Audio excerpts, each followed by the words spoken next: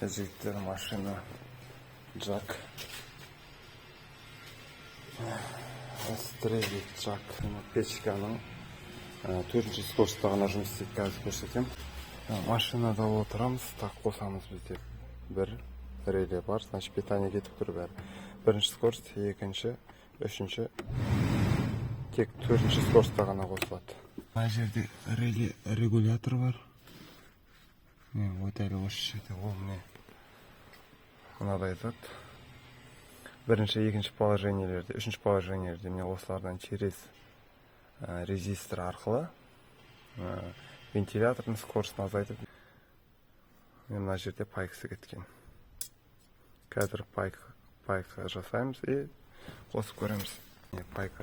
Пайкаладық.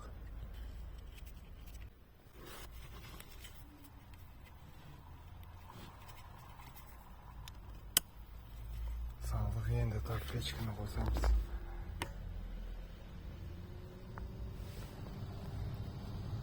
Бірінші скоростіне 2, 3,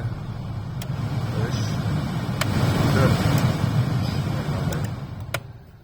Осы арқылы сопротивление алып вентилятордың жылдамдығын кішкене азайтып отырады.